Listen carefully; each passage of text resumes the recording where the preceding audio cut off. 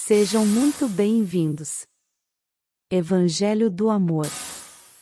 Êxodo, capítulo 2, do versículo 11 até o 15. O texto sagrado diz: naqueles dias, sendo Moisés já homem feito, saiu para visitar os seus irmãos e viu o trabalho pesado que faziam. Viu também que certo egípcio espancava um hebreu, um do seu povo. Olhou para todos os lados e, vendo que não havia ali ninguém, matou o egípcio e escondeu o corpo na areia. Moisés saiu no dia seguinte e eis que 2 hebreus estavam brigando. Então perguntou ao culpado: por que você está espancando o seu próximo?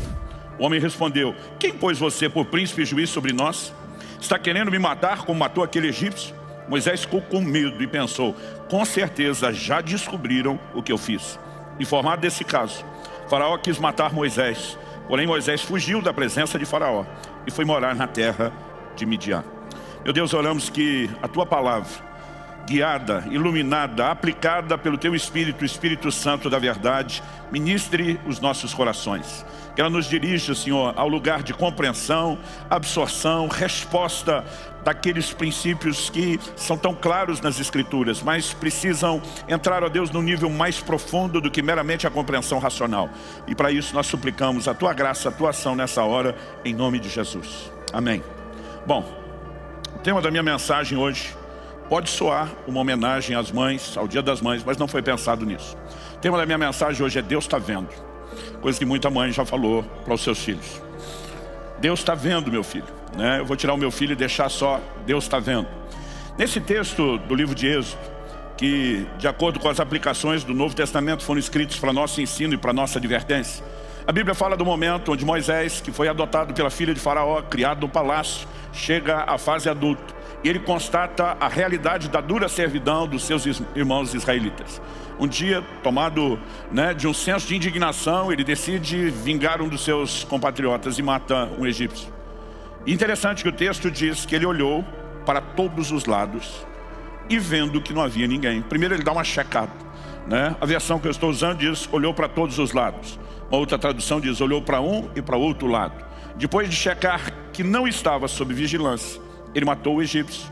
Ele enterrou o corpo na areia. E quando eu era criança e ouvia meu pai contar essa história, ele dizia que Moisés deixou o dedão do pé do egípcio para fora da areia, e foi por isso que foi descoberto. Eu acreditei naquilo piamente por anos. E quando eu comecei a estudar o texto bíblico, eu não achava informação. Um dia eu fui perguntar para meu pai: onde está escrito que ficou o dedo do pé para fora, o dedão do pé? Meu pai ria, falou: não, eu estava apenas brincando, dando uma dinâmica na história. Eu falei: o senhor me fez acreditar que a Bíblia dizia isso, Mas o que o texto fala com clareza é que ele checa, não vê ninguém, decide fazer aquilo que provavelmente não teria feito se estivesse sob vigilância, mas que depois acaba sendo descoberto. O problema de Moisés foi olhar para os lados, mas não olhar para cima. O problema de Moisés foi apenas procurar se alguém no nível horizontal humano estava vendo o que ele fazia e esquecer-se que Deus estava vendo. E que Deus não apenas vê todas as coisas, mas permite que coisas que estão sendo vistas às vezes só por Ele, venham à tona e de alguma forma sejam expostas. Eu quero tomar esse texto para apresentar a você um princípio que ele na verdade está espalhado em toda a Bíblia. Não creio que esse registro desses detalhes do erro de Moisés estejam aqui por acaso ou por acidente. Em combinação com o ensino tão claro e explícito, acredito que nos ensinam uma lição muito clara, muito específica, que devem guiar, que devem reger as nossas vidas. Uma definição popular de caráter é: quem é você quando ninguém está olhando? Porque aquilo que as pessoas fazem sob vigilância, normalmente apenas revelam aquilo que elas gostariam que as pessoas pensassem acerca delas. Mas aquilo que elas fazem quando ninguém está vendo, revela quem de fato elas são. E acredito que essa definição de caráter, ela é um tanto quanto pontual. Ela não se torna tão precisa pelo fato de que a verdade é que nunca poderá ser dito com realidade que ninguém está olhando. Porque sempre há alguém olhando. É por isso que o tema da minha mensagem hoje é: Deus está vendo. E o texto nos ensina que mesmo aquilo que achamos que ninguém mais viu, ele pode ser exposto e descoberto. Então, eu gostaria de conversar com você um pouco a respeito não apenas de caráter, o que se espera de nós, os filhos de Deus, os nascidos de novo, os remidos, que tivemos o perdão da nossa dívida de pecados totalmente perdoado, anulado pela obra de Jesus Cristo na cruz, pelo seu sangue. O que se espera de mim e de você é mudança de vida, mudança de conduta. E um dos elementos presentes na pregação do Evangelho diz respeito à necessidade de que eu e você possamos ser pessoas de caráter. E eu quero te apresentar a perspectiva daquilo que tanto Cristo como os apóstolos ensinavam aos novos discípulos. No Evangelho de Mateus, no capítulo 6, e esse é o primeiro ponto que eu quero destacar, Jesus nos mostra que nós não podemos viver em função da vigilância dos homens. Mateus, no capítulo 6, no verso 1, ele diz: evitem praticar as suas obras de justiça diante dos outros para serem vistos por eles. Porque sendo assim, vocês já não terão nenhuma recompensa junto do Pai de vocês que está nos céus. Depois, quando Nosso Senhor ensina a respeito da esmola, quando Ele ensina a respeito da oração, quando Ele ensina a respeito do jejum, o tempo todo Ele diz: não faça para ser visto pelos homens, porque o Pai que vem secreto, quando ninguém mais está vendo, é Ele que te recompensa. Obviamente aqui Jesus está falando de não fazer as coisas boas na busca e no anseio do reconhecimento humano. Mas o que ele está ensinando de não viver em função da vigilância dos homens não se aplica só a quando eu e você fazemos coisas boas e queremos ser vistos. Se aplica também a quando deixamos de fazer coisas erradas apenas porque estamos sendo vistos. E Deus continua vendo em secreto. E Deus continua sendo aquele que vai recompensar. Porque a retribuição, de acordo com o ensino bíblico, é para todo tipo de obra, quer sejam boas, quer sejam más. O apóstolo Paulo, escrevendo aos Colossenses, ensina a mesma verdade. No capítulo 3, dos versículos 22 até o 25, ele diz assim: servos, obedeçam em tudo aos seus senhores aqui na terra, não servindo apenas quando estão sendo vigiados, visando somente agradar pessoas, mas com sinceridade de coração, temendo o Senhor. Tudo o que fizerem, façam de todo o coração, como para o Senhor e não para as pessoas, sabendo que receberão do Senhor a recompensa da herança. É a Cristo o Senhor que vocês estão servindo. E quem fizer injustiça, receberá em troca a injustiça feita. E nisto, ninguém será tratado com parcialidade. Então Paulo está dizendo que a produtividade de um servo, hoje não vivemos mais o contexto da escravidão, a gente poderia trazer uma aplicação disso a quem trabalha, né? Ele está dizendo que a produtividade de um trabalhador não deveria acontecer somente quando existe a supervisão de um chefe ou de um patrão. Que cada crente deveria dar o melhor de si, mesmo que ninguém esteja vigiando. Porque a nossa perspectiva é: nós não fazemos as coisas apenas porque os homens estão vendo. Nós devemos fazer as coisas com a consciência de que Deus está vendo. Quer sejam as coisas boas, que Ele vai nos recompensar de forma positiva. Quer seja evitar fazer as coisas más, que trariam uma recompensa negativa. Eu e você precisamos ter a mentalidade: é por causa de Deus. Quem está entendendo, diga amém. Quem deixa de fazer o mal apenas porque está sendo vigiado, não está preocupado com o seu caráter. Está preocupado apenas com a sua reputação, com aquilo que as pessoas pensam a respeito dele. Preocupar-se com a reputação, zelar por ela, não é algo necessariamente errado. Pelo contrário, a Bíblia diz em Provérbios, no capítulo 22, no verso 1, que mais vale o bom nome do que as muitas riquezas. A Bíblia diz: ser estimado é melhor do que a prata e o ouro. Uma boa reputação é, na verdade, um grande tesouro a ser carregado. O problema não é preocupar-se com a reputação. O problema é quando a reputação se torna um substituto do caráter, em vez de ser uma extensão dele. Se a reputação é uma extensão do caráter, né, que reflete a disposição de andarmos, como falei alguns domingos atrás, em integridade, a reputação ela está no lugar certo. Se ela se torna apenas um substituto para manter as aparências e substituir a integridade, então nós temos um problema. E quando Deus está dizendo que não devemos viver em função da vigilância dos homens, a palavra de Deus está nos mostrando que todo o nosso comportamento deve ser adotado, pautado por uma consciência: Deus está vendo. Quer seja na hora de dar o melhor de nós, empenho, dedicação, fazendo tudo para o Senhor. Quer seja na hora de evitar fazer aquilo que é errado. Porque Paulo em Colossenses 3 não orienta apenas os servos a darem o melhor de si fazendo o que é certo. Quando ele termina dizendo: quem fizer injustiça receberá em troca a injustiça feita, ele está dizendo: tudo terá retribuição, inclusive aquilo que fazemos de forma errada. E no final ele faz questão de frisar: e nisto ninguém, e ninguém aqui significa exatamente o que está escrito, ninguém será tratado com parcialidade.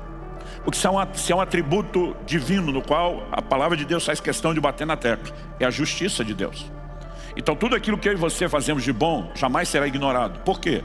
Por causa da justiça de Deus. Hebreus capítulo 6, versículo 10 diz: Deus não é injusto para se esquecer das vossas boas obras. Todo mundo que está servindo a Deus, está fazendo bem, pode, se lançar sobre esse atributo de Deus, a sua justiça, ciente. Ele vai recompensar. Mas por outro lado, todo aquele que comete injustiça precisa entender que o atributo divino da justiça permanece o mesmo e haverá retribuição para toda injustiça feita. Então, quando nós começamos a pensar nessa perspectiva, a conclusão é: não podemos viver focados apenas na vigilância humana. Porque se em algum momento nos faltar vigilância, como iremos nos conduzir? Nós precisamos, de fato, cultivar essa mentalidade. E mesmo quando ninguém mais, e você tiver talvez todo tipo de garantia, ninguém mais está vendo, algo que precisa ser lembrado é: Deus está vendo. Quando falei a respeito de integridade, há 2 domingos atrás, eu citei como exemplo José, o filho do patriarca Jacó, que foi vendido pelos seus irmãos como escravo para o Egito. Lá ele é comprado por Potifar, o capitão da guarda do rei. Lá ele se destaca, ainda que como escravo, ele passa a liderar todos os escravos. Ele ganha uma posição de destaque na casa. E a Bíblia diz que a mulher de Potifar coloca os olhos nele e começa dia após dia, insistentemente, tentar arrastar José para a cama. A Bíblia fala de um dia específico onde nenhum dos criados estava na casa. Ou seja, na perspectiva humana, não há vigilância, não há rastro, não há possibilidade de alguém tomar conhecimento daquilo que está acontecendo. Mas quando a mulher faz a proposta, a resposta de José é a seguinte: como cometeria eu tamanha maldade contra Deus? Enquanto a mulher naquele momento age como quem diz: meu marido não vai saber, ninguém vai saber. A resposta de José é de quem diz: mas Deus está vendo, e eu não posso ferir o coração de Deus. Me lembro de anos atrás, de uma situação que tive que lidar. Graças a Deus vimos restauração a um alto preço, a um alto custo, em meio a muitas dores. Mas um casal onde acabou havendo adultério das duas partes. A mulher, quando soube do marido que arrependido vem confessar o que fez, ela praticamente surta com aquela situação e ela decide, por vingança, fazer a mesma coisa. E quando ela conversava diante de mim, ela parecia acreditar que ela tinha o direito de ter feito o que fez, porque afinal de contas ele fez primeiro. E eu lembro que eu falei para ela, falei: querido, eu entendo você ter ficado magoadíssima, profundamente ferida, com raiva do seu marido. Agora a minha pergunta a ser feita para você é a seguinte: o que ele fez contra você e o quanto isso devastou a sua vida, eu entendo. Mas a minha pergunta a ser feita para você é a seguinte: o que é que Deus fez para você? Ela disse como é que é. Eu falei: Deus, o que ele fez contra você? Ela falou: Deus não fez nada, porque o senhor está perguntando isso? Eu falei: porque você não pecou só contra o seu marido, você pecou contra Deus. E você está justificando ter pecado contra ele, quebrado aliança com ele por causa do que ele fez. Mas você tinha uma aliança com Deus. O que é que Deus te fez? Ela disse: pastor, eu nem pensei nisso. Eu falei: pois pensar esse tipo de coisa deveria regrar a maneira como nós andamos e caminhamos todos os dias. Como que alguém diz viver para Deus e não pensou nele? Mas toda essa abundância de textos, de referências, de exemplos não estão na Bíblia em mero caráter de informação. Aliás, quando nós começamos a citar muitos textos que falam do mesmo assunto, nós percebemos que a coisa já ganhou contornos de ênfase e não apenas de informação. A segunda coisa, que tem tudo a ver com o tema da mensagem, diz respeito a uma característica de Deus que é revelada na Bíblia. A palavra de Deus diz que Agar, a serva de Sara, em Gênesis no capítulo 16, no versículo 13, a Bíblia diz que ela dá um nome para se referir a Deus. O texto diz assim: então Agar deu ao Senhor, que havia falado com ela, o nome de tu és o Deus que vê. Outras traduções diz o Deus que tudo vê. No original hebraico é o Roi, porque ela dizia: nesse lugar eu olhei para aquele que me vê. O interessante não é ela dar um nome específico para se referir a Deus. O interessante é a Bíblia registrar esse nome, porque a classificação, que na verdade é uma constatação, o adjetivo que ela dá ao Deus que me vê, a constatação que ela faz, a forma como ela tenta classificar isso na forma de um adjetivo e de um nome para Deus, o Deus que me vê, é de fato um dos aspectos com os quais Deus quer que eu e você possamos nos identificar e ter o tempo todo o entendimento e a lembrança: Deus nos vê. Se inscreva para receber mensagens da Palavra de Deus para seu coração. Compartilhe essa mensagem para mais vidas serem alcançadas. Que você tenha um dia repleto de paz e de bênçãos vindas da parte de Deus.